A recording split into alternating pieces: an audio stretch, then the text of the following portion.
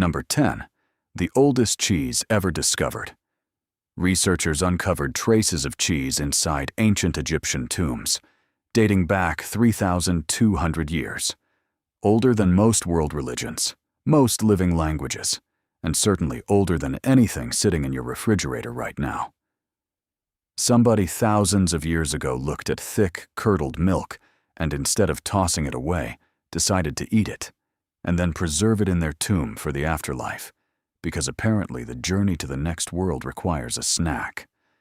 The cheese was discovered in a shattered clay jar buried alongside an ancient official named Thomas. Scientists confirmed its identity by analyzing leftover proteins. It was made from a combination of cow's milk and either sheep or goat's milk. Even in antiquity, people were already experimenting with blended dairy.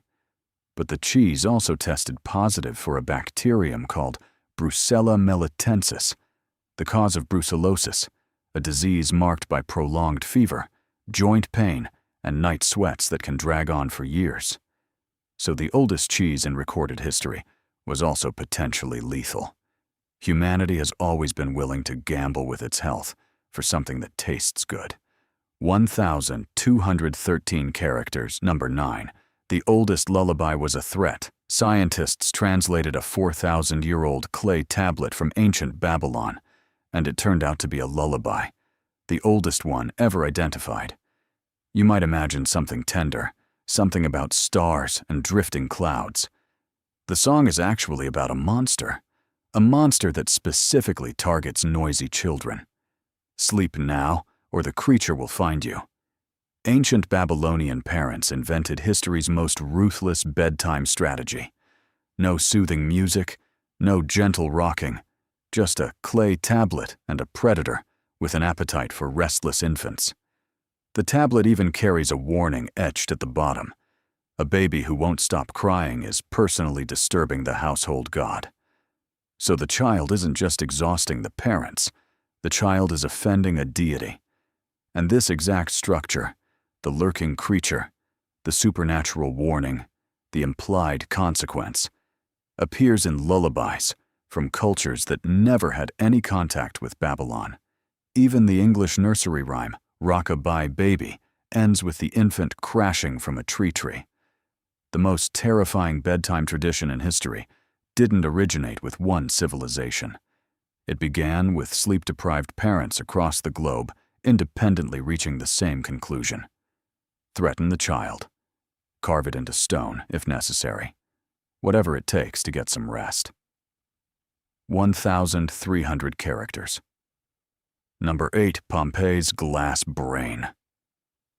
In 79 AD, Mount Vesuvius erupted and entombed the entire city of Pompeii beneath a crushing wave of volcanic ash and superheated gas. When archaeologists excavated the ruins centuries later, they made a discovery inside one victim's skull that nobody anticipated. Glass. Actual glass, sitting where a human brain had once been. The eruption generated heat so extreme, around 520 degrees Celsius, that this person's brain tissue didn't simply combust, it melted. And it then cooled so rapidly that it solidified into smooth, black, glassy fragments. Scientists call this process vitrification.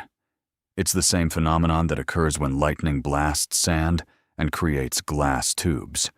Except in this case, it happened inside a person's head. When researchers examined those fragments under a microscope, they found something astonishing. Neurons. Actual ancient brain cells, preserved in perfect condition inside the glass, like insects frozen in amber, only considerably more unsettling. The victim was found lying on a wooden bed in a building known as the College of the Augustales. Scientists believe he was likely a caretaker, probably asleep when the eruption struck. This marks the first time researchers have observed preserved human brain cells from the ancient world. We don't know his name. We don't know his final thoughts. But because of a rare collision of extreme heat and immediate cooling, a fragment of him endured. 1,434 characters, number 7. We almost went extinct 900,000 years ago. Around 900,000 years ago, the entire human species came within a breath of vanishing from the planet. Not close in a casual sense. Close as in our total breeding population collapsed to roughly 1,280 individuals.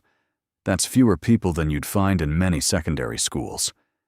Scientists arrived at this figure by examining DNA from people alive today, essentially reverse engineering our genetics the way you might reconstruct a recipe by tasting the finished dish.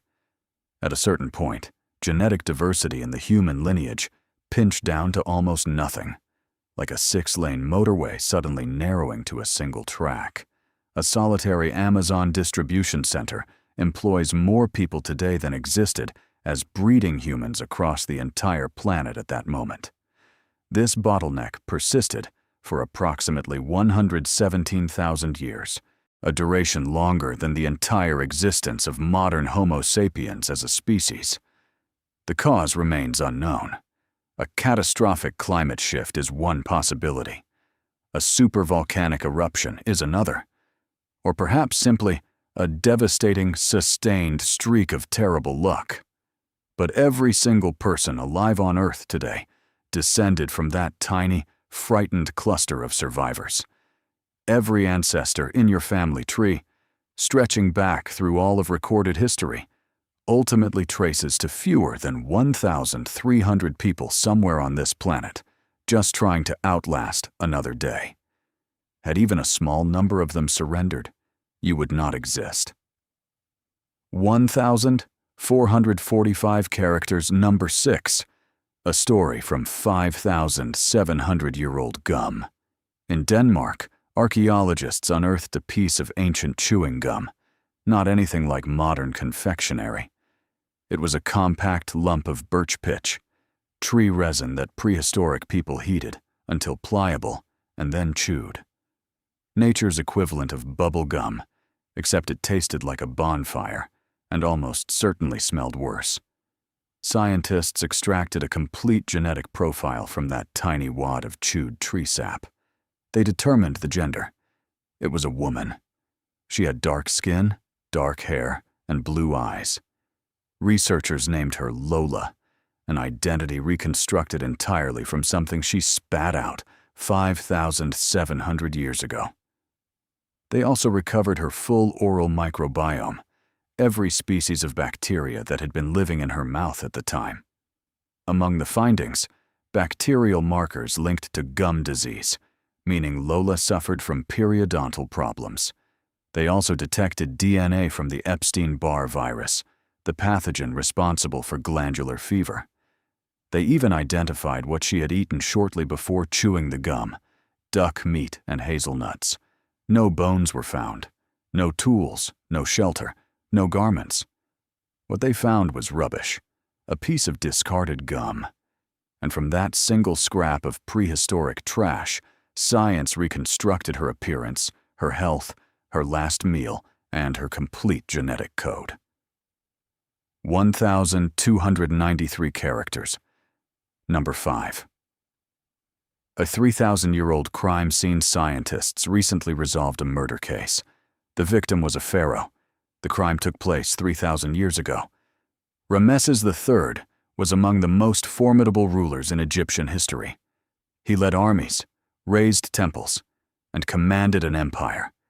And someone killed him regardless. For a long time, exactly how he died remained unknown. The mummy existed, but linen wrappings were bound so tightly around the neck that no one could inspect what lay beneath. Then researchers scanned the mummy using CT imaging, and what they found was not ambiguous. His throat had been cut so severely the wound extended all the way to the cervical spine. Death would have been nearly instantaneous. Historians already had a suspect. Ancient Egyptian records known as the Harem Conspiracy Papyri documented a plot to assassinate Ramesses III. His own wife, Queen Tai, had organized it. She wanted her son Pentawere to inherit the throne instead of the designated heir. so she recruited palace administrators, military officials, and household staff. A conspiracy as calculated as any modern political thriller, except the target was the most powerful man in the ancient world. The Egyptians uncovered the plot and prosecuted the conspirators themselves. Pentawere was convicted and reportedly compelled to take his own life. His mummy was recovered, buried without proper funerary rites, shrouded in a goatskin. In ancient Egypt, the gravest possible posthumous insult. The ancient world solved the case. Modern science simply confirmed it with superior equipment. 1,544 characters, number 4. The oldest known surgery scientists discovered a skeleton inside a cave in Borneo, and it carried something entirely unexpected. One of the leg bones showed evidence of surgical amputation, not a fracture from trauma, not damage from an animal, but a deliberate, controlled removal performed by someone with clear anatomical knowledge. And it happened 31,000 years ago. Someone looked at another person in suffering and believed they could help. Then they set about doing exactly that. 1,439 characters, number 3. The Ice Age solar calendar.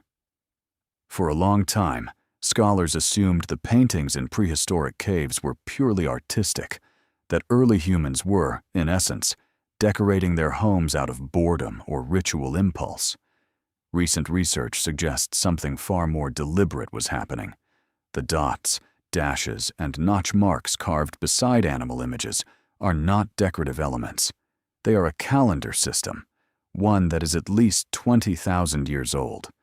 When researchers analyzed the patterns, they found that the dot sequences consistently corresponded to lunar months, specifically counting the months until the depicted animals would breed or migrate. A salmon drawn with 11 dots beside it signals that the salmon run begins in the 11th month. It is a notation system, a reminder scratched into stone that outlasted 20 millennia. These people were not simply enduring each day as it came. They were anticipating seasons, months in advance, recording ecological patterns, and planning for the future. They knew winter was approaching, and they were writing that knowledge down, or rather, chiseling it. These carvings appear across multiple cave sites in France, Spain, and Germany, all using the same consistent notation system. This was not one individual's invention. It was a shared intellectual framework, a technology that spread across thousands of miles before agriculture existed, before written language, before anything we conventionally associate with civilization. Humanity didn't invent the concept of tracking time. Someone simply forgot that it was already figured out 20,000 years ago in a cave. 1,588 characters. Number 2. The first bread came before farming. Scientists recovered burned bread fragments in Jordan. These crumbs are approximately 14,400 years old. That alone is extraordinary. But here is the remarkable part. Agriculture did not yet exist. The conventional narrative has always followed a tidy sequence. Humans developed farming, used those crops to produce flour, and eventually invented bread. It is a logical progression. It is also entirely wrong.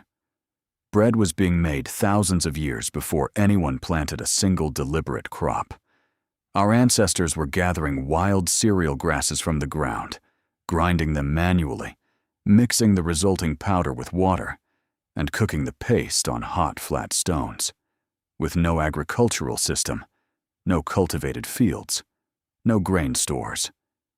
They were doing it from curiosity, from hunger, from some early recognition that the result was worth the effort. The site where these crumbs were found is called Shubaika 1 in northeastern Jordan. The bakers were members of a culture called the Natufians, nomadic hunter-gatherers with no fixed settlements and no farming. Scientists now believe this discovery may actually explain why agriculture eventually developed. People acquired a taste for bread. Gathering enough wild grain to make it consistently was laborious and inefficient. So they began cultivating the plants themselves. Bread didn't emerge from farming. Farming emerged from the desire for bread. Humanity encountered a carbohydrate, decided it needed more of it, and constructed an entire civilizational system to ensure a steady supply. 1,550 characters.